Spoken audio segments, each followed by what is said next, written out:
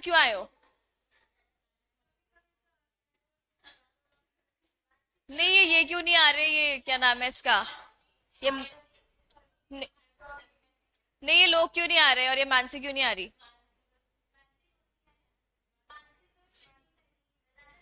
हम्म।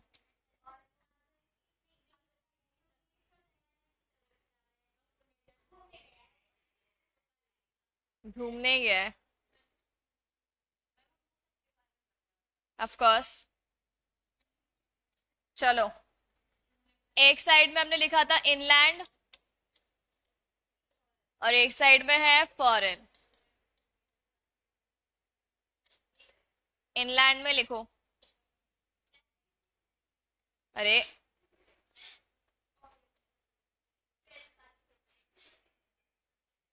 Inland में लिखो। अच्छा, फॉरेन में तो एक ही लाइन आएगी तो उसके लिए स्पेस भी बहुत कम छोड़नी है। पहले ये लिख लो। नहीं, नहीं। Instrument which is not an inland instrument, बस। फॉरेन में इतना सही आएगा, ठीक है। अब जो भी चलेगा वो इनलैंड का चलता जाएगा।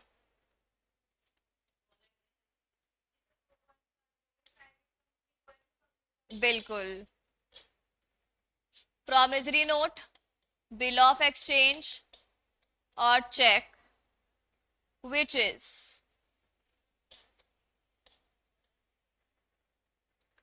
ड्रॉन और made in India and either made payable in India, either made payable in India or drawn upon any person resident in India.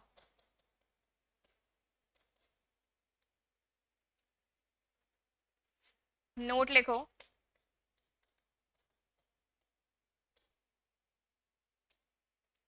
If NI endorsed in country outside India,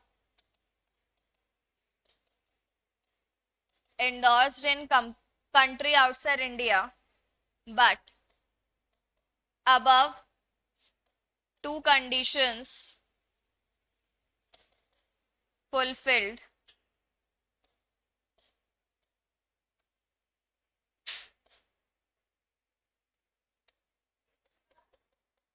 NI, it is also inland instrument. Bracket में लिख दो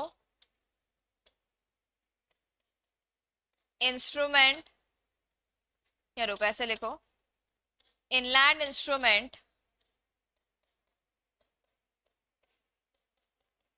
remain inland even if it is endorsed in foreign country.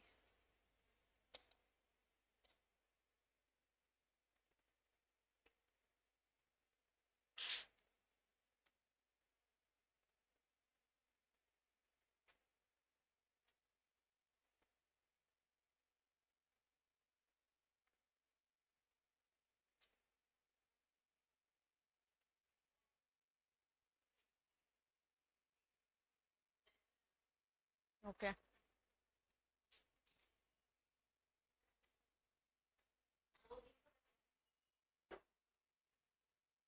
ये week तो चलेगा ही। ऐसे तो कम है, मतलब इजी कंटेंट है, बट लिखने का ज्यादा है, इसीलिए। लिख लिया? देखो, क्या बोला है, दो टाइप के इंस्ट्रूमेंट है। पहला कौन सा है, इनलैंड। इनलैंड मतलब कंट्री में, मतलब इंडिया में। और फॉरेन तो समझते ही हो, जो इंडिया का नहीं है, इनलैंड नहीं है, वो फॉरेन है। अब इनलैंड बनने के लिए आपको दो कंडीशन माननी है, और अगर आप वो दो कंडीशन मान लेते हो तो आप क्या बन जाओगे, इनलैंड। दोनों में से एक मानते हो, एक नहीं मानते हो, तो इनलैंड नहीं माने जाओगे। दोनों ही नहीं मानते हो तो भी इनलैंड नहीं माने जाओगे। मतलब दोनों कंडीशन मानना जरूरी है। पहली कंडीशन क्या है, देखो पहले तो ये बोला कोई सा भी एनआई, आइदर प्रॉमिसरी नोट या चेक या बिल ऑफ एक्सचेंज। सबसे पहली चीज, वो बना कहां पर होना चाहिए, इंडिया में। बना कहां पर है, इंडिया में, ठीक है। ड्रॉन या फिर मेड इन इंडिया। ड्रॉन कब बोलेंगे, जब बिल ऑफ एक्सचेंज है या चेक है। और मेड वाला हम किसमें बोल देते हैं, प्रॉमिसरी नोट में बोल देते हैं, ठीक है। सो कोई सा भी इंस्ट्रूमेंट हो, बना कहां पर होना चाहिए, इंडिया में, पहली कंडीशन। और सेकंड कंडीशन जो है ना, सेकंड में या तो ये पूरी हो जाए या तो ये पूरी हो जाए। मतलब वापस सुनो, पहली कंडीशन ये तो पूरी होनी ही चाहिए, बात ही खत्म है, ठीक है। बट सेकंड वाली कंडीशन में या तो ये पूरी हो या तो ये पूरी हो, दोनों में से एक पूरी होगी तो ही काम चलेगा। क्या बोला पहला, मेड पेबल इन इंडिया, मतलब उसका पेमेंट कहां पर होना चाहिए, इंस्ट्रूमेंट का, इंडिया में। तो बना भी इंडिया में है और पेबल भी इंडिया में है, ठीक है। सेकंड क्या बोल दिया, कि मान लो अगर पेमेंट इंडिया में नहीं हो रहा ना, तो क्या बोला, drawn upon any person resident in India. यानी ड्रॉ किस पे किया है हमने, ऐसा पर्सन जो क्या है, इंडिया का रेसिडेंट है। तो या तो पेमेंट इंडिया में हो रहा है, तब हम उसको इनलैंड मान लेंगे, या फिर क्या बोला, drawn upon any person who is resident in India, या हमने ऐसे बंदे के ऊपर इंस्ट्रूमेंट बनाया जो कि इंडिया का रेसिडेंट है। तो या तो ये दोनों पूरी हो जाए तब वो इनलैंड हो जाएगा, या फिर फर्स्ट वाली और ये वाली पूरी हो जाए तो वो इनलैंड हो जाएगा। ये पूरी नहीं हुई और ये दोनों पूरी हो गई तो वो इनलैंड नहीं है। मतलब ये कंडीशन कंपलसरी है, ये तो होनी चाहिए, और इन दोनों में से कोई एक। तो ये लैंग्वेज बहुत ही ध्यान से याद रखना, ठीक है। पहली कंडीशन कंपलसरी, सेकंड में से कोई सी भी एक कंपलसरी, तो वो इंस्ट्रूमेंट क्या मान लिया जाएगा, इनलैंड मान लिया जाएगा। और जो ये कंडीशन पूरी नहीं कर रहा, जो इनलैंड नहीं है, वो कहां चला जाएगा, फॉरेन चला जाएगा। क्या बात समझ में आई, ठीक है। अच्छा, इसके बाद देखो क्या बोला, अगर एनआई जो है ना, देखो दो कंडीशन पूरी तो हो रही है। अब दो कंडीशन पूरी हो रही है तो ये इनलैंड हुआ कि नहीं हुआ, दो कंडीशन पूरी हो रही है, दैट मीन्स ये इनलैंड हुआ। But it is endorsed in country outside India, मतलब हमने ट्रांसफर कहां कर दिया इसको, बाहर। इंडोर्स मतलब आपने ट्रांसफर कर दिया किसी और के नाम पे, तो है तो इनलैंड, बट हमने इंडोर्स करा बाद में इंडिया के बाहर। कोई फर्क नहीं पड़ता, है तो वो इनलैंड ही ना, तो वो अभी भी क्या रहेगा, वो अभी भी इनलैंड ही रहेगा। यानी instrument remains inland even if it is endorsed in a foreign country. क्या, किस वाले में, पेमेंट इंडिया में हो रहा है, बंदा बाहर का है ना, वैसा। और सेकेंड वाले में क्या बोला, पेमेंट कहीं पर भी हो रहा हो, बंदा इंडिया का रेसिडेंट है, दोनों में से कोई भी एक। क्लियर है क्या, ठीक है। चलो, और जो ये कंडीशन पूरी नहीं हो रही है वो कौन से में आ जाएगा, वो फॉरेन में आ जाएगा, ठीक है। तो ये हमें ध्यान देना है। चलो, अब बनाओ इसके बाद में लाइबिलिटी ऑफ, हाँ नेक्स्ट हेडिंग है लाइबिलिटी ऑफ ड्रॉर और maker of foreign bill.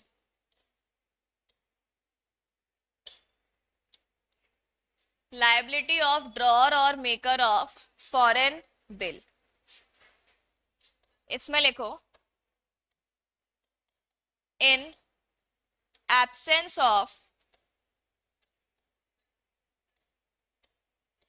Contract to contrary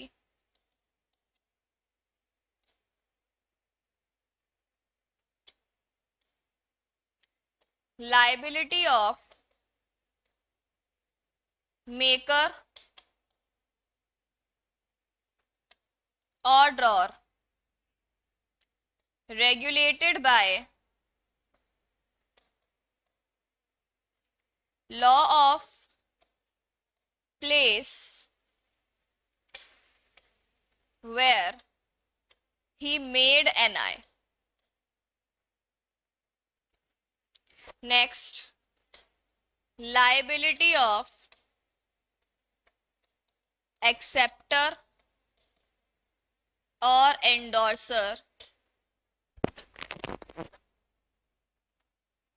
इसमें लिखो regulated by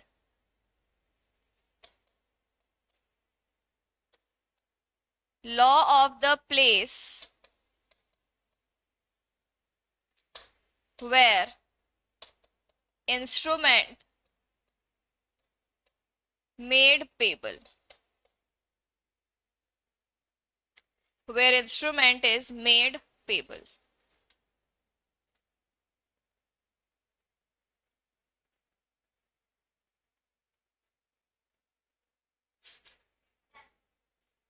Okay.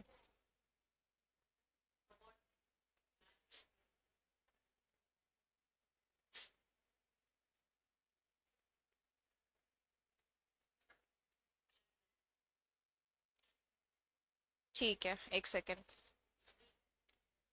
लिखा। अब देखो क्या बोला है यहाँ पे कि लाइबिलिटी हम बना रहे हैं किस केस में, फॉरेन बिल में। फॉरेन बिल मतलब जो इनलैंड नहीं है, तो फॉरेन बिल के केस में आप लाइबिलिटी डिसाइड कैसे करोगे।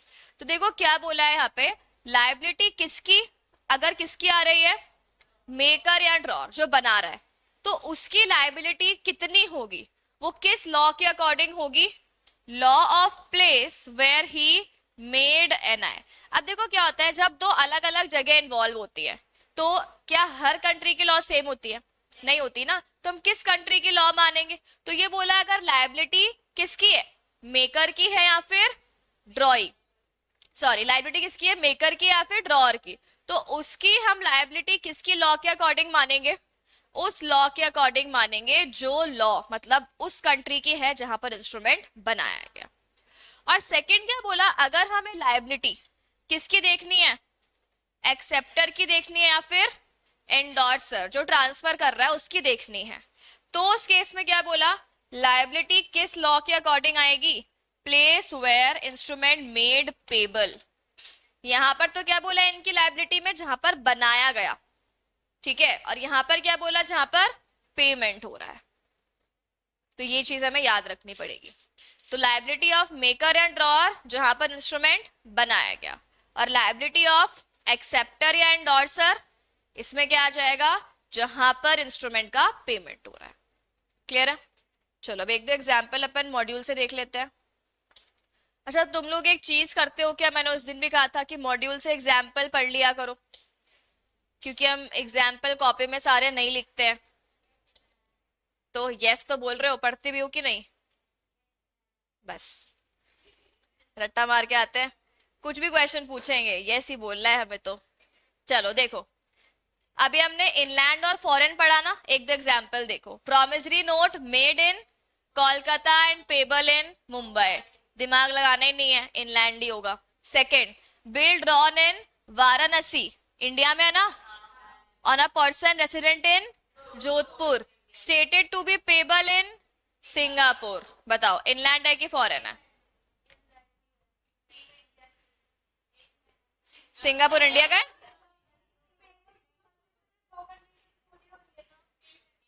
इनलैंड है कि फॉरेन है, दो कंडीशन पूरी हो रही है ना। देखो पहली वाली तो बनाया कहाँ पे होना चाहिए, ड्रॉ कहाँ पे होना चाहिए, इंडिया में, पूरी हो रही है। सेकंड में दो है, या तो पेमेंट इंडिया में, नहीं तो बंदा इंडिया का, तो बंदा इंडिया का है ना, पेमेंट कहीं पर भी हो, दोनों में से एक ही तो पूरी होनी चाहिए सेकंड वाली। समझ गए, ठीक है, बिल्कुल। चलो थर्ड बताओ, ए रेसिडेंट कहाँ का है, आगरा का, drew a bill of exchange in Agra. On B a merchant in New York, B कहाँ का है, New York, and B accepted the bill of exchange as payable in Delhi, it is an inland, खुद ही बता दिया इसने। ठीक है, दो कंडीशन पूरी हो रही है क्या? देखो, बनाया भी कहाँ पर है? इंडिया में। पेबल भी कहाँ पर है? नहीं, पेबल कहाँ पर है? पेबल भी इंडिया में ही हो रहा है ये तो। और ए रेसिडेंट कहाँ का है? इंडिया का ही है। तीनों ही हो रही है यहाँ पे तो। ठीक है, बस वो बंदा कहाँ का है? न्यूयॉर्क का। तो उससे हमें क्या फर्क पड़ रहा है?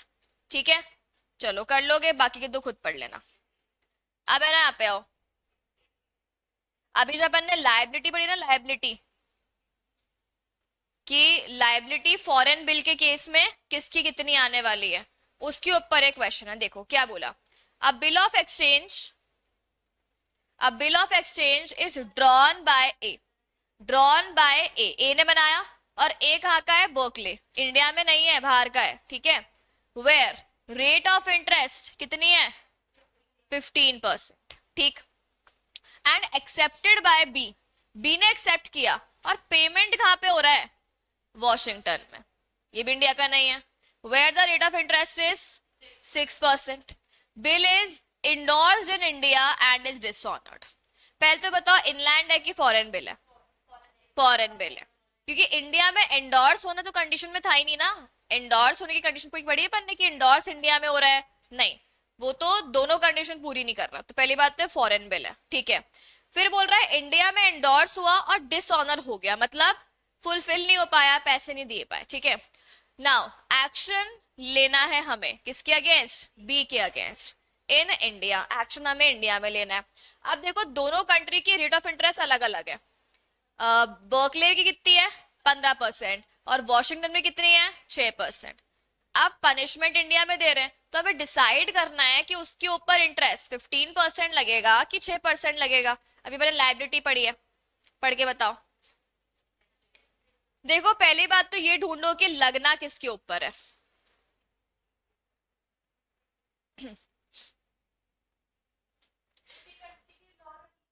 किस कंट्री की? वॉशिंगटन के लिए? देखो, मैंने दो लिखे हैं ना। एक में तो क्या लिखा है हमने? लायबिलिटी किसकी है? ड्रॉर की। और एक में क्या लिखा है? Liability of acceptor. तो यहाँ पे क्वेश्चन में देखो, लायबिलिटी एक्सेप्टर की है कि ड्रॉर की है? एक्सेप्टर की है ना। बी की लायबिलिटी, उसने पेमेंट नहीं किया तो बी की लायबिलिटी है। बी की लायबिलिटी है मतलब एक्सेप्टर की लायबिलिटी है। तो किस कंट्री की लॉ? जहां पर, जहां पे पेमेंट हो रहा है कि जहां पे बनाया है? पेमेंट हो रहा है। ठीक है, मतलब पेबल कहां पर है? पढ़ लो, पेबल कहां पर है? Payable in Washington. इसीलिए लायबल टू पे interest at the rate of 6%। पर अगर मान लो गलती ए की होती, गलती किसकी होती? ए की होती, तो ए के ऊपर जो लायबिलिटी लगती वो किस लॉ के अकॉर्डिंग लगती? ए क्या है? ड्रॉर है ना। ड्रॉर की लायबिलिटी होती तो जहां पर इंस्ट्रूमेंट बनाया है उसके अकॉर्डिंग लगती। तो बनाया कहां पर है? बर्कले में। मतलब जिसकी भी लायबिलिटी निकालनी है ना, उसके लिए चेक कर लो कि वो कौन सा बनता है, उसके अकॉर्डिंग लायबिलिटी आ जाएगी। ठीक है, तो ये तुम है ना घर जाके ये पढ़ लिया। क्या क्या? ये एग्जाम्पल देखो, क्या बोला है? बिल ऑफ एक्सचेंज है, किसने बनाया? अब तुम अगर ये क्वेश्चन में तुम कंफ्यूज होते हो ना, तो बहुत ही चीज, एक काम करो सिंपल सी, तुम लिख दो ड्रॉर कौन है? ए। ठीक है, ए वाली कंट्री की इंटरेस्ट रेट क्या है? 15%। पेबल कहां पर है? जो काम काम के समान होते हैं ना, उसको अंडरलाइन कर लिया करो। Payable in Washington. और यहाँ पे एक और चीज है, इंटरेस्ट रेट ये है, लेकिन एक्सेप्टेड बाय बी है। तो यहाँ पे एक्सेप्टर कौन हो गया? या फिर ड्रॉई कौन हो गया? बी हो गया। ठीक है, ये दो बातें हमें पता है। अब डिसऑनर हो गया, अब एक्शन लेना है। अब तुम्हें एक्शन जो लेना है वो किसके अगेंस्ट लेना है? बी के अगेंस्ट। तो लायबिलिटी किसकी निकालनी है? लायबिलिटी किसकी निकालनी है? बी की। तो बी की लायबिलिटी का पढ़ो पहले, प्रोविजन क्या है? बी की लायबिलिटी, बी कौन है? बी कौन है? एक्सेप्टर। तो देखो कहां पे लिखी हुई है उसकी? Instrument is made payable. B की लायबिलिटी जहां पर instrument is made payable, instrument is made payable in Washington, therefore उसकी लायबिलिटी वॉशिंगटन। अब ये दोनों बातें बता रहा है, अगर ए के ऊपर लायबिलिटी आती तो फिर वो कहाँ की आती? जहां पे वो बनाया गया है। तो बनाया कहां पर है? बर्कले में। ठीक है, तो इसीलिए मैंने कहा था घर जाके वापस पढ़ोगे नहीं एग्जाम्पल्स तो नहीं समझ आएगा, मॉड्यूल के सारे एग्जाम्पल पढ़ लो। जो एग्जाम में पेपर आएगा ना, वो मॉड्यूल के एग्जाम्पल को ही घुमा फिरा के आएगा। और तुमने अगर एग्जाम्पल सारे नहीं पढ़ के गए हो ना, तो प्रॉब्लम आएगी तुम्हें। क्योंकि हमें प्रोविजन तो आ रहा है, पर हमें ये नहीं पता ना क्वेश्चन कैसे पूछेगा वो। अब समझ में आया ना वो क्वेश्चन कैसे पूछेगा। तो ये तुम्हें जितने भी तुम पढ़ कर आते हो ना टेस्ट के लिए चैप्टर्स, एग्जाम्पल पहले पढ़ के आया करो। पढ़ते हो क्या एग्जाम्पल? अभी तो नहीं पढ़ते होगे। इग्नोर नहीं मारना होता, क्योंकि उसके थ्रू ही आपको समझ आता है क्वेश्चन कैसे आएंगे। तुम्हें लग रहा है रिपीट हो रहे एग्जाम्पल, रिपीटेड है तो क्रॉस कर दो, कि इसके सेम एग्जाम्पल 4 है तो वो क्रॉस कर दो। पर तुम्हारी बुक में ऐसा है ही नहीं, सारे अलग अलग एग्जाम्पल्स ही हैं। ठीक है, तो एग्जाम्पल पढ़ो। ठीक है, चलो अब बनाओ नेक्स्ट टॉपिक।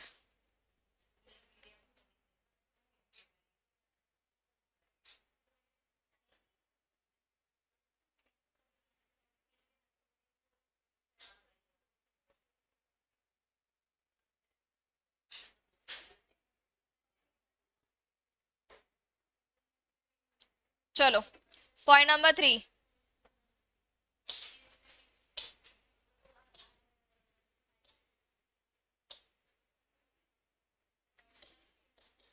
लिखो एम्बिगुअस, लिखो instrument and inchoate instrument. Ambiguous and inchoate. सबसे पहले हम इसमें पॉइंट नंबर ए लिख रहे हैं, एम्बिगुअस। वही तो लिख रहे हैं, इनकोएट, INCHOATE। एम्बिगुअस में लिखो वेयर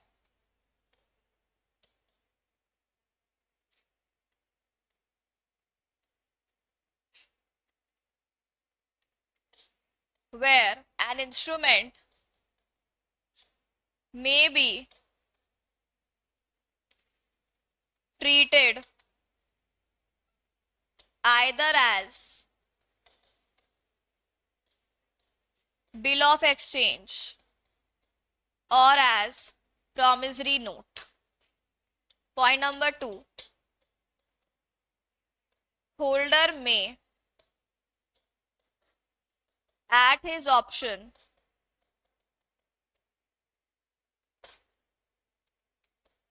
treat it as, क्या बोल रहे हो, treat. Next, after exercising the option, the holder cannot change his choice.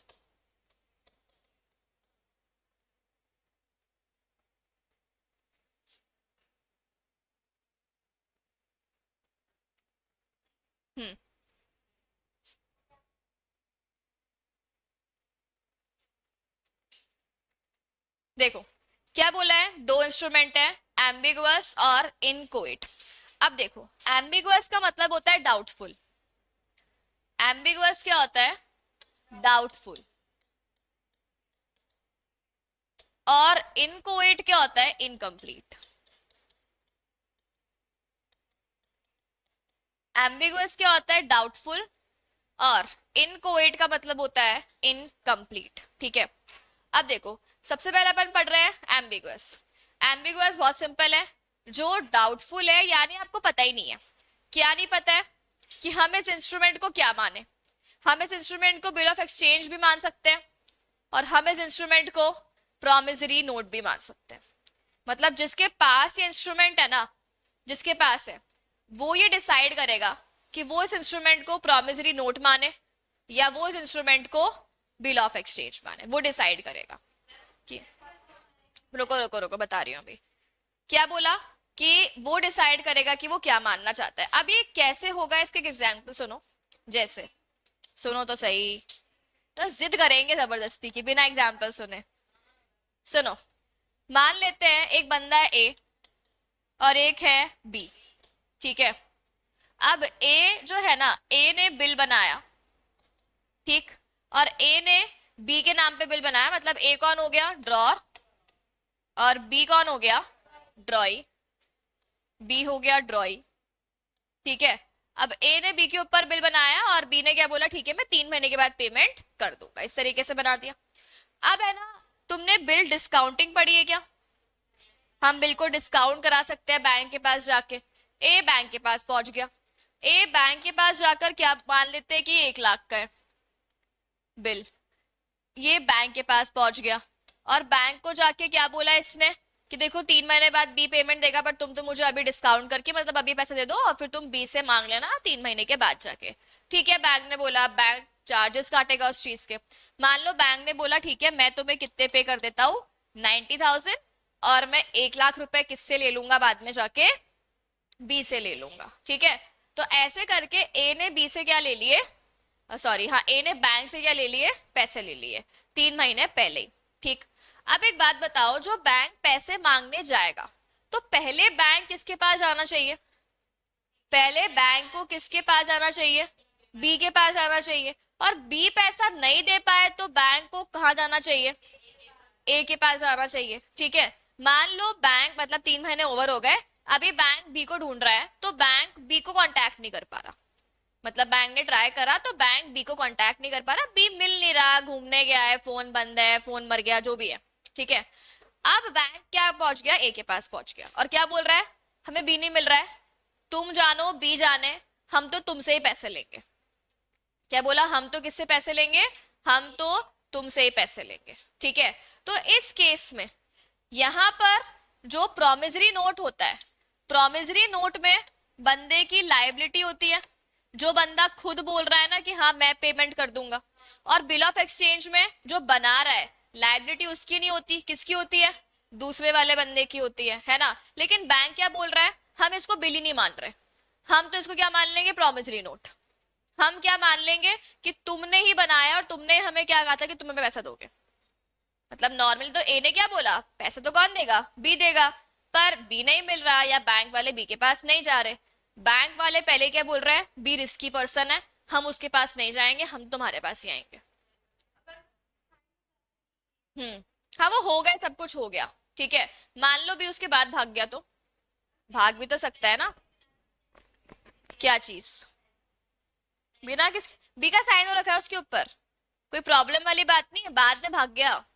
अब बैंक को नहीं मिल रहा तो बैंक रिस्क क्यों लेगा, बैंक रिस्क नहीं लेगा, बैंक तो ए के पास पहुंच गया, बी नहीं मिल रहा हमें, तुम लाओ, अरे केस करेगा फिर उसके ऊपर, ठीक है, बैंक वाले। हाँ कोई तो होगा, उसकी प्रॉपर्टी, उसका कुछ तो होगा, फिर उसकी प्रॉपर्टी में से लेंगे, क्योंकि तो अब यहाँ पे क्या बोला कि जो बैंक है, बैंक इस इंस्ट्रूमेंट को क्या मान सकता है, प्रॉमिसरी नोट मान सकता है।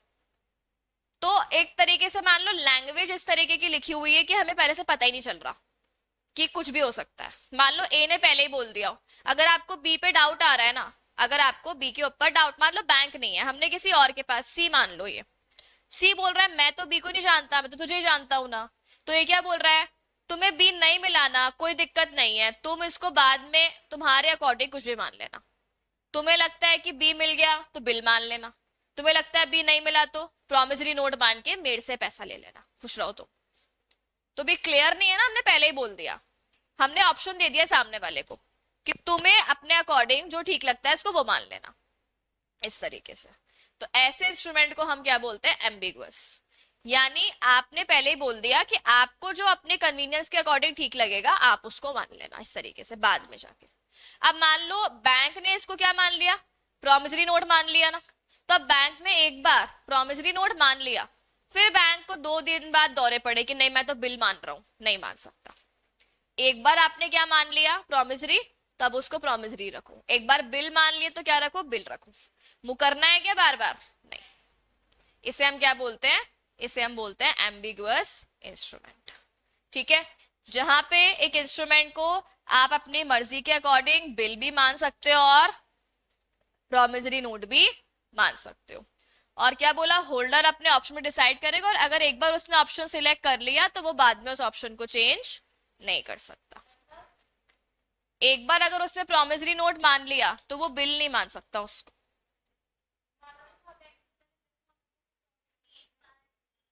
एक बार अगर उसने प्रोमिसरी नोट मान लिया ना कि मैं प्रोमिसरी नोट मान के ए से पेमेंट ले रहा हूं, फिर नहीं बोल सकता 2 दिन बाद सॉरी गलती हो गई, मैं तो बिल ही मान रहा हूं, उसको बी से ही लूंगा मैं। तुमने बोल दिया ना वो प्रोमिसरी है, बस अब ठीक है। चलो अब बनाओ inchoate.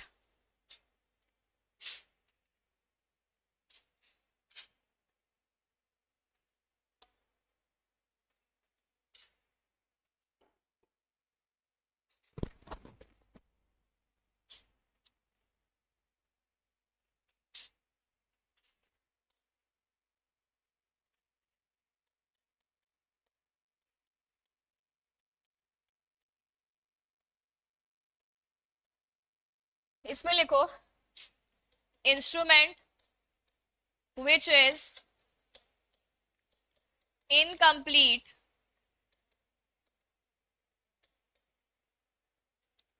in certain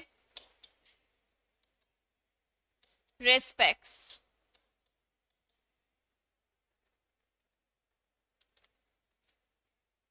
Incomplete in certain respects, but is valid. That is signed, stamped, and delivered. Next, drawer, maker, acceptor, or endorser of NI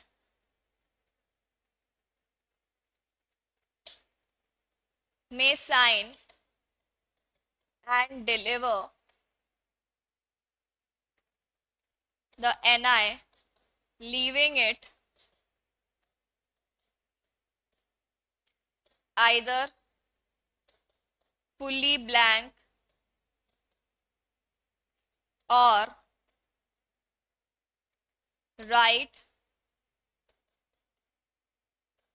the word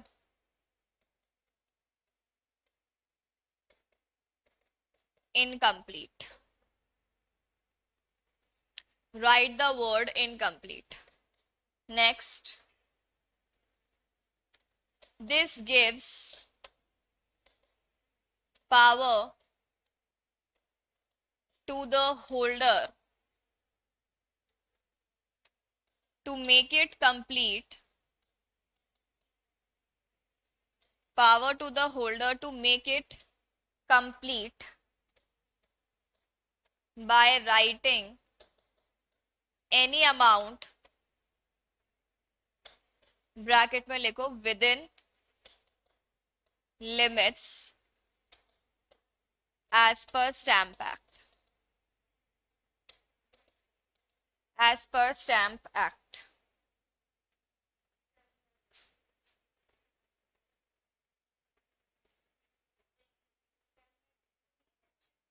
नहीं,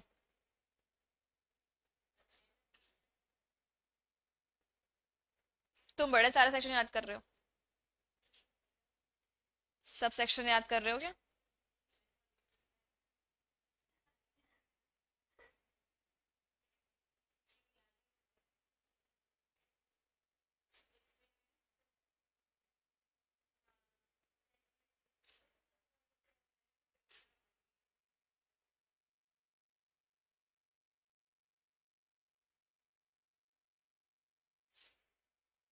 चलो लिखा।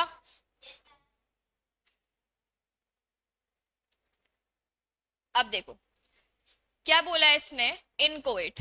इनकोएट का मतलब क्या होता है कि वो जो आपका इंस्ट्रूमेंट है वो कुछ कुछ चीजों में इनकम्प्लीट है। ठीक है, जैसे नॉर्मली क्या होता है, मान लो ए है, ए ने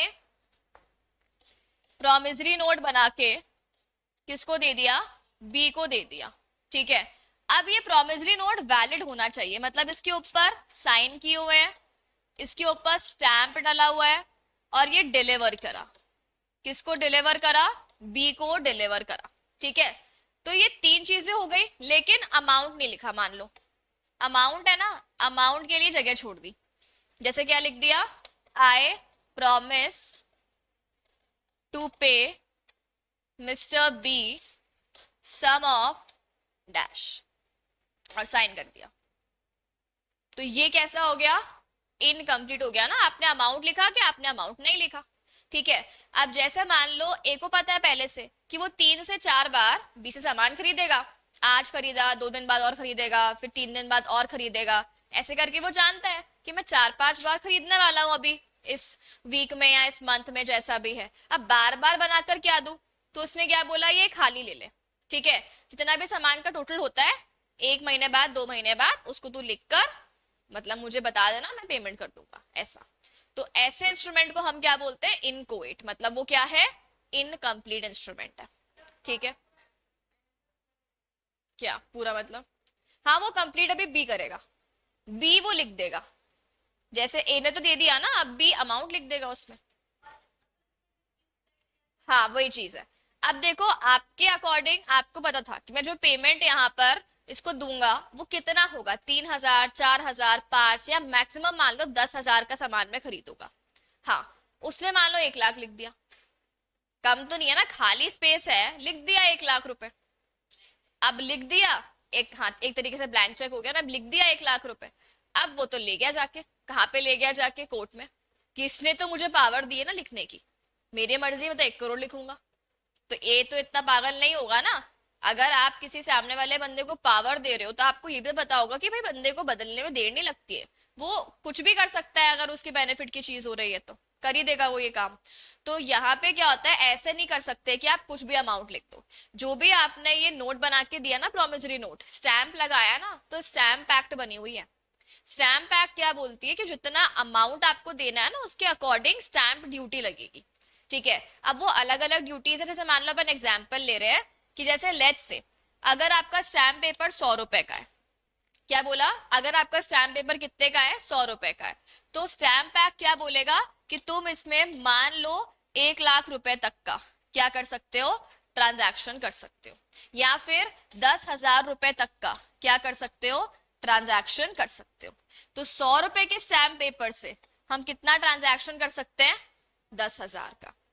ये है नहीं एक्ट में, मैंने एग्जाम्पल दिया है। एक्ट अलग है, तुम्हें नहीं पढ़नी है। ठीक है, तो ऐसे अलग अलग लिख रखा है कि अगर 100 रुपए का स्टैम्प पेपर है ना, तो उसको लेके तुम कितने का ट्रांजैक्शन कर सकते हो? 10,000 का। जैसे अपने पास वो कार्ड आता है, क्रेडिट कार्ड, तो उसकी भी तो एक लिमिट होती है ना कि आप मैक्सिमम इतना ही विड्रॉ कर सकते हो।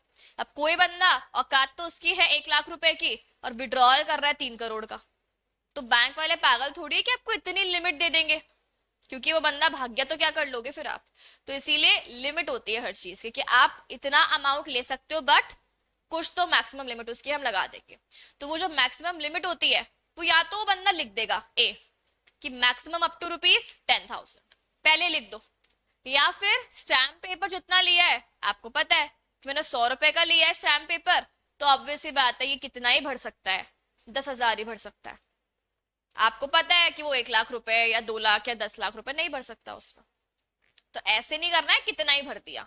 ठीक है, अब देखो क्या बोला यहाँ पे, instrument which is incomplete in certain respects but वो वैलिड है। ऐसे नहीं है कि रफ पेपर बना के दे दिया खाली लिख दे कुछ भी, वो वैलिड नहीं है, है ना। वैलिड कब है? साइन होगा, स्टैंप होगा एंड डिलीवर होना इंपॉर्टेंट है। डिलीवर होना अभी अपन आगे टॉपिक भी पढ़ेंगे पूरा। डिलीवर होना आपने बनाकर अपने पास रख दिया ना, छुपा के बेड में, कोने में, ड्रॉर में, और दिया नहीं सामने वाले को, वो वैलिड नहीं है। उसको सपने थोड़ी आ रहे हैं कि आपने इंस्ट्रूमेंट बनाया, बना के दो भाई सामने वाले को। ठीक है, क्या बोला? ड्रॉर, मेकर, एक्सेप्टर, एंडोर्सर, कोई भी बंदा जो है वो इंस्ट्रूमेंट को बनाकर साइन करके क्या कर देगा? डिलीवर। और उसको वो या तो क्या बोला, पूरा खाली छोड़ देगा, तुम भर लो अपने आप, या फिर क्या बोला, उसके ऊपर क्या वर्ड लिख देगा? इनकम्प्लीट वर्ड लिख देगा कि बाद में मैं इसको कंप्लीट कर दूंगा। तो या तो क्या बोला, पूरा ही क्या छोड़ देगा? पूरा ही खाली छोड़ देगा। या फिर क्या बोला, उसके ऊपर क्या वर्ड लिख देगा? उसके ऊपर इनकम्प्लीट वर्ड लिख देगा कि ठीक है देखते हैं। इससे क्या बोला, this gives power to the holder, यानी जिसके पास हमने इंस्ट्रूमेंट बनाकर दिया, हम उसे क्या दे रहे हैं, पावर दे रहे हैं कि वो उसको क्या करे, कंप्लीट करे, अमाउंट वगैरह फिल कर दे बाय राइटिंग एनी अमाउंट। लेकिन याद रखना वो अमाउंट लिमिट से ज्यादा नहीं होना चाहिए, ठीक है। तो ये अपना क्या हो गया, इनकोवेट यानी कि इनकम्प्लीट इंस्ट्रूमेंट। अब एक टॉपिक इसका है, अभी तो नहीं होगा, एक लाइन लिखो, बट लिख लो, पढ़ते कल है इसको, नहीं ब्लू से। रुको रुको रुको, अब ब्लैक से लिखो, एक सब हेडिंग ही बना लो, लाइबिलिटी ऑफ, या लाइबिलिटी ऑन करो, liability on drawing inchoate instrument, liability on drawing inchoate instrument. इसमें लिखो, person signing and delivering NI is liable to both,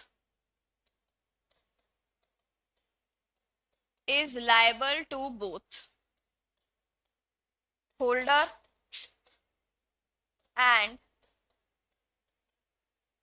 holder in due course, जिसे हम बोलते हैं HDC, holder and holder in due course, ठीक है। अब ये दोनों क्या होता है अपन कल पढ़ते हैं इसको।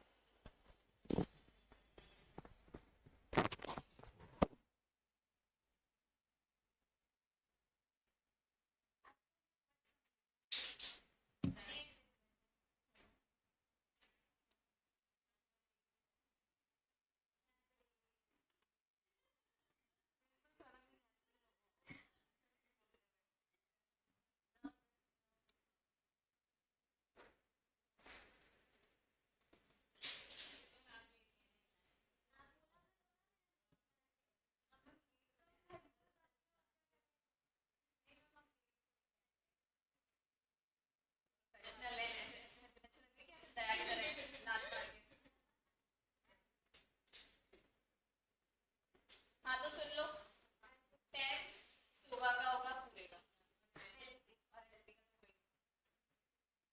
इसको है ना, अब बोल दिया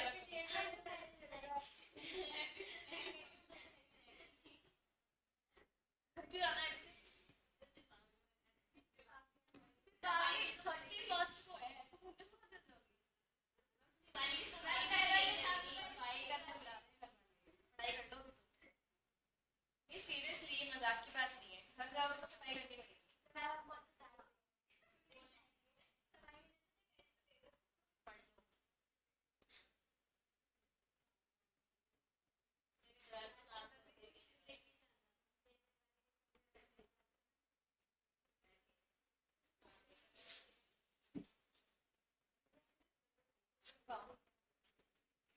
मैंने एक क्वेश्चन दिया था यहाँ पे फोटो लेने के लिए,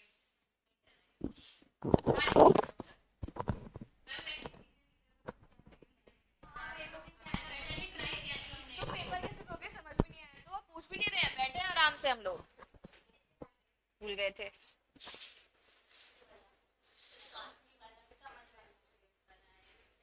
Kamala CA started his e-commerce business by incorporating OPC on 1st October. He being a sole member of the OPC named his brother. ये तो पहले बताया था ना मैंने। अच्छा। He being a sole member named his brother Sudhakar with his consent as nominee. Now Kamal intends to nominate any one of the following with effect from 1st January. Robert, Indian citizen, resident in India, shifted his resident in USA and has not returned to India. Then Dinkar, an Indian citizen and NRI, came for employment in India on 1st April and have been continuously staying in India since then. Resident के लिए 120 days देखना है आपको, अगर वो 120 days India में, हाँ वो तो है, दोनों में ही है ना, कर तो सकता है अगर 120 डेज वो इंडिया में रहा हो तो।